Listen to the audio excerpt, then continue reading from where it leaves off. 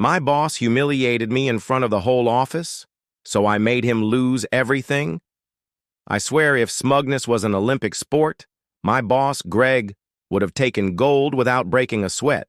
He had that perfect combination of arrogance and selective incompetence, the kind of guy who took credit for your ideas when they worked and blamed you when they didn't. I'd put up with it for almost 3 years, telling myself that the corporate ladder required a little crawling before climbing. But the day he decided to humiliate me in front of the entire office, he stopped being just an obstacle to my career. He became my project. It was a Tuesday morning, the kind of bland weekday where nothing remarkable should happen. I'd spent the previous night finalizing a quarterly report, a report Greg was supposed to present to the board that afternoon. I'd pored over numbers until my eyes blurred, cross-checking data to make sure it was perfect. I knew this report was solid. But when we sat down for the team meeting that morning, Greg leaned back in his chair, smirking like a cat about to knock something off a shelf. "So," he said, looking around the conference table, "it seems someone here doesn't understand basic math." He turned his laptop toward the group, showing a projection of the report, my report, with a highlighted cell that had an error that wasn't there when I sent it. "This," Greg continued, "is sloppy work, and frankly it makes us all look bad." He stared directly at me, letting the silence stretch. Felt every eye in the room on me. My stomach dropped. But my brain went into overdrive. That number had been correct when I sent it. I was sure of it. Greg had changed it. I could see it in the smug curl of his mouth, the way he leaned back like he'd just landed the perfect punchline. He was setting me up to take the fall so he could swoop in later as the hero who fixed it. I took a slow breath, forcing myself to keep my voice even. "That wasn't the figure in the file I submitted," I said. Greg raised an eyebrow. "Are you saying I made the mistake?" The unspoken rule in our department was clear. You never call Greg out in front of others. But I was done playing by unspoken rules. "I'm saying the file I sent you yesterday had the correct number," I replied. Greg smiled, a predator's smile. "Well, maybe next time you'll double-check before sending." Meeting adjourned. It was like being slapped in the face. My hands were shaking under the table, but in that moment, something inside me clicked into place. I wasn't going to let this go. Not this time.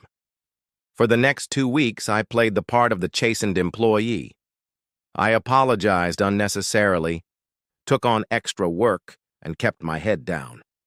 Greg seemed to enjoy my sudden compliance, which only made it easier to slip under his radar. Behind the scenes, I was building a digital war chest, collecting every shred of evidence I could find of his manipulations, backstabbing, and outright theft of credit. It turned out Greg was sloppy in ways that mattered. He reused passwords, left his office unlocked when he went for coffee, and treated his work laptop like a personal diary. I didn't need to break any laws, just pay attention. I found emails where he took full credit for a marketing campaign I'd created from scratch. Slack messages where he insulted our clients in ways that would make HR's hair stand on end. And, most importantly, spreadsheets showing he'd been skimming company funds through adjusted vendor costs. But evidence alone wasn't enough. Greg was a master of spinning narratives, and if I simply handed this over to HR, he'd find a way to make me look vindictive and untrustworthy. No, Greg needed to self-destruct in a way that was undeniable, irreversible, and public. That's when I came up with what I called the mirror plan. The idea was simple. Let Greg hang himself with his own rope by giving him just enough slack. Step 1 was feeding him a poisoned opportunity.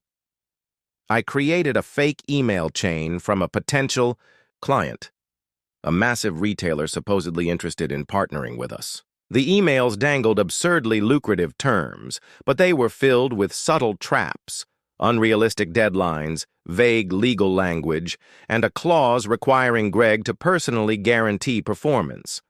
I made sure the fake chain accidentally landed.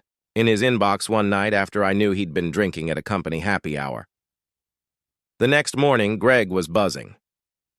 "We might have something huge here," he told me, puffing his chest out like a rooster. He immediately forwarded the chain to the CEO, framing it as a lead he had cultivated. Step 2 was the stage. I encouraged him to pitch the deal in front of the entire executive team. I even offered to make the presentation slides for him, framing every point to emphasize his personal involvement. He lapped it up. The day of the pitch, Greg strutted into the boardroom like he was about to close the deal of the century. He hit every talking point with his trademark arrogance, until the CEO interrupted him halfway through. "Greg, have you read the legal clause in Section 6? Greg frowned. "Of course." The CEO slid a printout across the table. "Then, you should know it requires you, and not the company, and to guarantee the deliverables. Personally, and the deliverables include proprietary tech we don't even own. Are you trying to commit us to something illegal?" The room went silent. Greg's face drained of color. "I must have misread." The CEO leaned back unimpressed. "Or you didn't read it at all. Which is worse. It was over in less than a week."